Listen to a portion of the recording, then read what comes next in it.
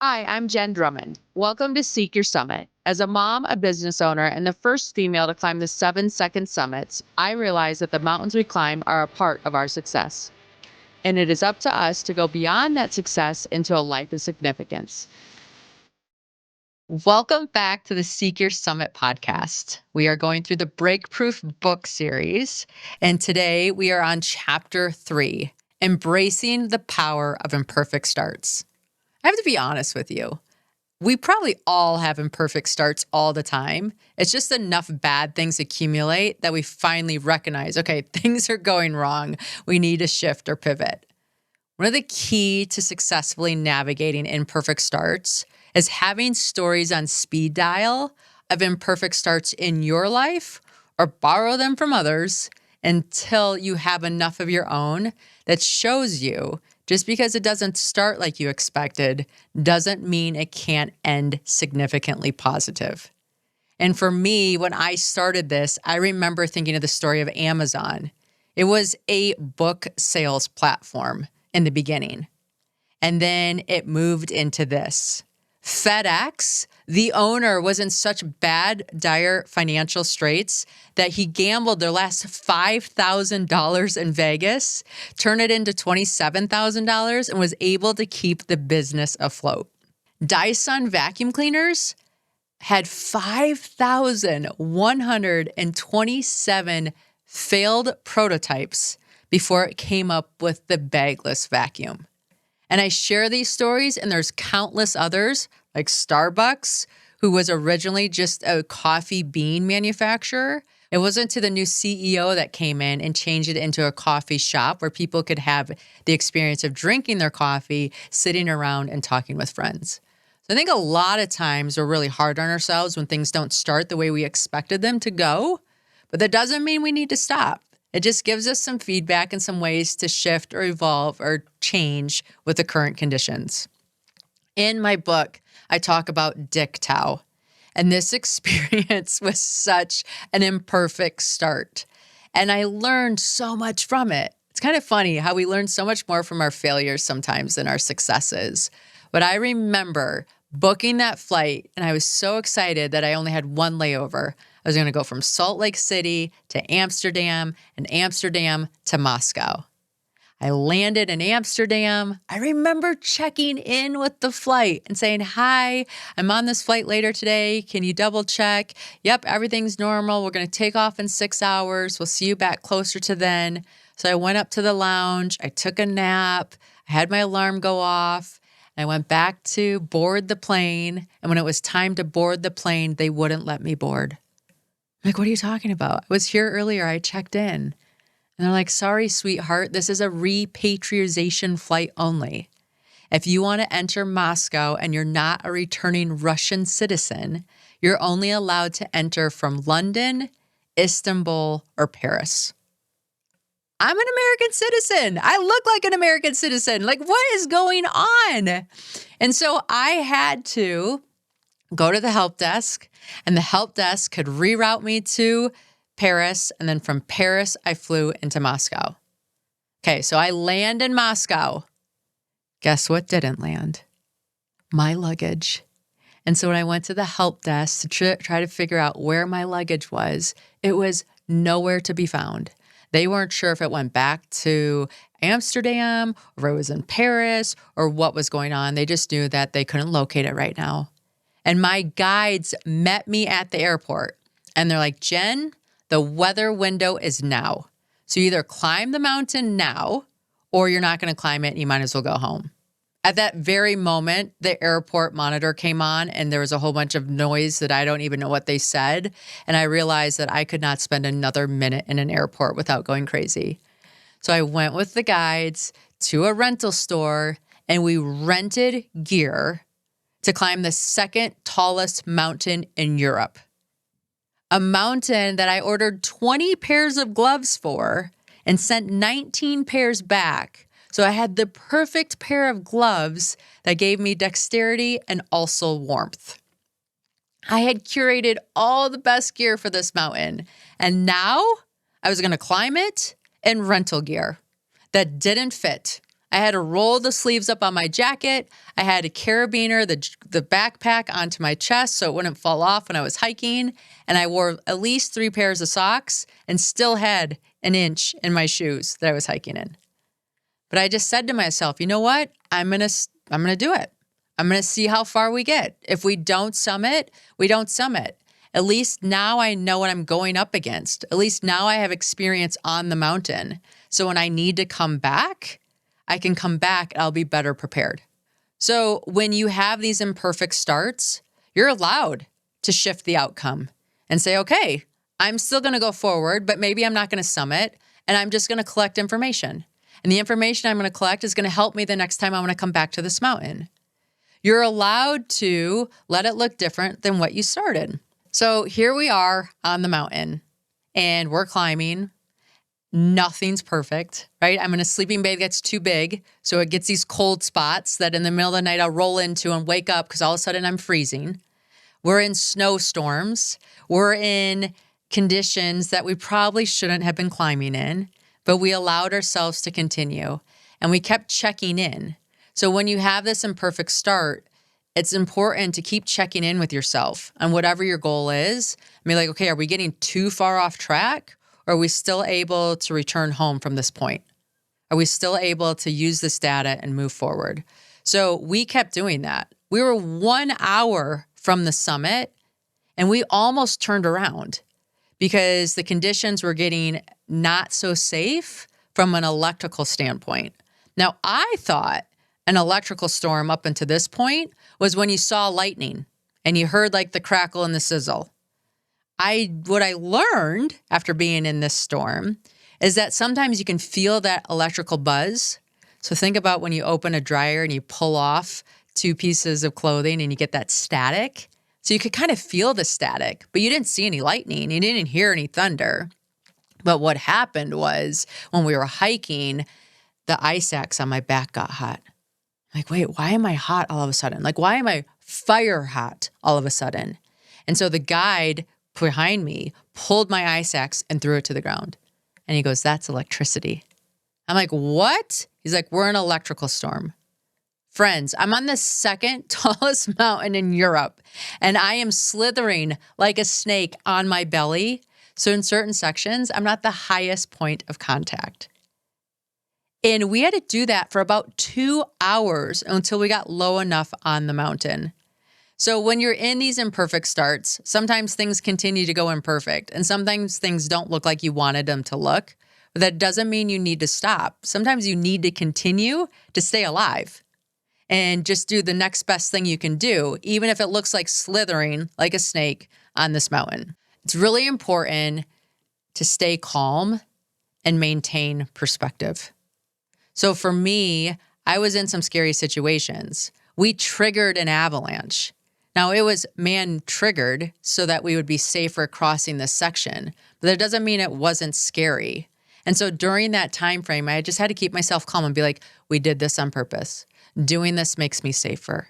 It's okay. I don't have to be scared right now. This actually makes us safe. Whatever your mantra is, allow yourself to repeat it multiple times and take control of your mind. Because imperfect starts can start spinning us in a direction that's not going to serve us. So it's really important to stay calm, stay balanced, acknowledge what's going on, and repeat to yourself things that keep you in your power. Okay, so when you're dealing with imperfect starts, I also find that it's very helpful to identify things that you can control. So when my luggage didn't show up when we were climbing Dik Tau, I could control rental gear. Right? I could control my attitude. I could control and say, hey, listen, we're going to go as far as we can, but when I say it's time to turn around, we're going to turn around. So you can identify places where you still have control, and that sense of power allows you to relax a little bit more into the experience. Some people will tell you to develop a plan B or C. I'm not a big fan of plan B or C. Now, I will do plan A minus or plus or sideways or pivot or whatever, but I always like to try to work on plan A and just let it adjust and change and look a little bit differently than what I expected. But if you're one of those people that likes to have a plan B or a plan C, that's okay. Have that ready to go and lean into that for comfort and continue to move forward. When we have these imperfect starts, it really helps to get an outside perspective. I had guides with me that had climbed the mountain before, were familiar with it, knew stores that we could access resources from and still continue the climb. That was helpful. If I didn't have those guides then and there, it would have been way too much for me to take on in a country that I didn't speak the language, didn't know the stores, and didn't really know what to expect of the climb. So whenever you are in a situation where you have an imperfect start, call a mentor, call somebody else that has a different perspective or has different advice that they can share with you that can help you navigate the situation that you're in. I also believe in implementing quick fixes. Where can we stop the bleeding? Where can we go? What can we do? When you're climbing a mountain, every step on that mountain is in dangerous territory. So you have to be really quick with what you're going to do to always stabilize for safety. When you're building a business, if things aren't going as well, how fast can you shut off expenses? Where can revenue be pivoted and rerouted to help with a different project? It's really important that you implement stop losses as fast as possible so you have energy conserved to continue doing something that will bring you home successfully. When you encounter imperfect starts, I find that it's very helpful to make adjustments and set mini goals along the course. Because these mini goals, as you hit them, I'm going to climb to that rock. We're going to go to that point. We're going to set up this tent. And then the next day we can make decisions based on what the weather looks like that morning. These little mini goals give you momentum and they stop that negative initial feeling of this didn't start like I wanted, things are going bad, and blah, blah, blah, blah, blah. It's really easy to pile on negativity. It's sticky. So you have to stop that stickiness and give yourself little points of, hey, the sun's shining. Hey, the snow's hard and we're not slipping. Oh, that rock is sturdy and we're able to lean against it. Or this is a safe spot to take a break. Whatever that is for you and whatever pursuit you're doing, start identifying where you can start building momentum towards micro wins. And here's the thing about imperfect starts. Document them. Try to keep as much information as you can, because when you start documenting them, you start preventing yourself from having that same imperfect start again. So one of the things that I learned from climbing Dik Tau was that even if I check my bags, I should always keep my boots with me in my carry-on, because those are the hardest things to find anywhere you are that fit your feet. And having comfortable feet on big mountain expeditions is really important. So once I didn't have my boots for that expedition, I knew to pack them in my carry-on and have them. So every expedition since then, I've never had a boot issue. And I wouldn't have remembered that if I didn't document that. I also have learned that maybe I should check in with the flights before I go and just look at country restrictions and different things. The crazy thing about the Dik Tau experience is that I had told myself, okay, we're not going to summit. We adjusted our expectations and expected not to summit. We actually got lucky and did. Yes, the downhill on the way out wasn't perfect, but we made it out alive. Everybody was safe and everybody got to go home. The crazy thing about that story is 6 months later, Russia closed. When Russia invaded Ukraine, the United States was not allowed to return there and climb.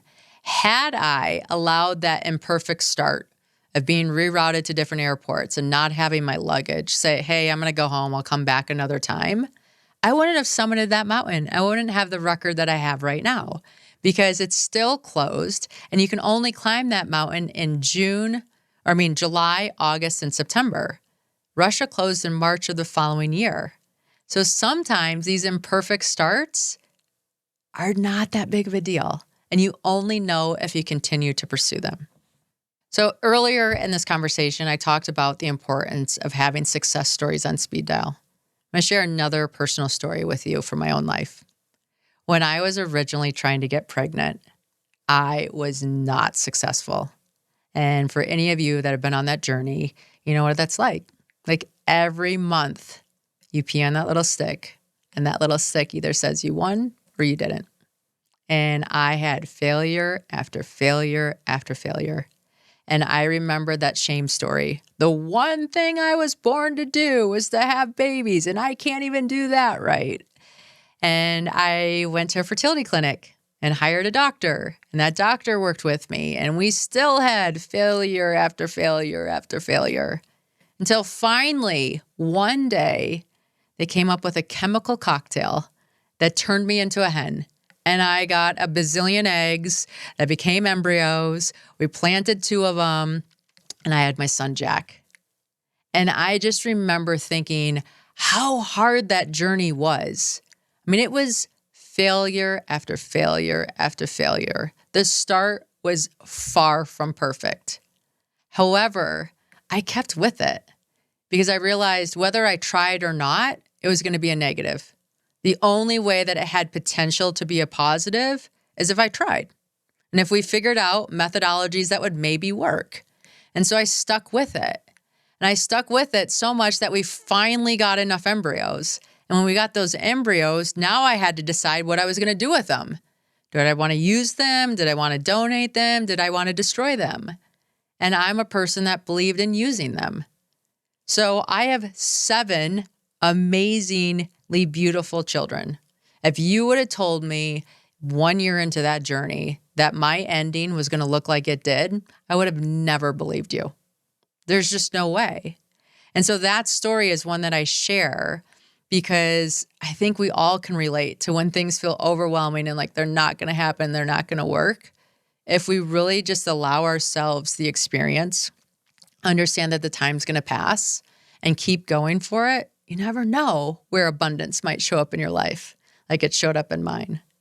So to recap some of the lessons from today's episode is when you start imperfect and you recognize it, pause, assess the situation, let the momentum of negativity stop, recognize what it was, reset expectations, look at where you're at, and then figure out the best plan forward with the new information that you have. Stay calm. Getting angry and upset doesn't help anything. I understand to have those emotions, but try to save those emotions for a different time and try to be as rational as you can be. If you're looking at this situation right now, with the facts that you have right now, what's your next best step? Not all the steps, just that next one. And if you keep making that next best step, I think you'll be surprised at where you end up. Tip number 3, it's okay to adjust your expectations. When we went to climb Dik Tau, we said, okay, now we're just going to collect beta on this climb and maybe we won't summit. You might surprise yourself and get lucky and still actually summit the mountain that you're deciding to climb. But even if you don't, what can you adjust that allows you to still have wins in the pursuit that you're chasing? Tip 4, identify controllable aspects. Let's be honest, we feel comfortable when we're in control of our situations. And so where in this current situation can you identify like, hey, I can control this variable or I can control that variable, and just focus on those and let the ones that you can't control be what they are and build momentum with what you can. And lastly, if you're a person that likes a plan B or a plan C or allows wiggle room in your plan A, look at those options, regroup, and decide what makes sense for you to move forward that allows you to feel good. Understand that setbacks, obstacles, and things don't start perfectly are lessons and teach us things that allow us to climb our mountain and other ones in the future. So hopefully the lessons today on embracing imperfect starts allows you a little more wiggle room in the pursuit that you're chasing and helps you get to your goal. Next week's episode is about setting yourself up for support. This one really helped me a lot. Look forward to seeing you then. Thanks.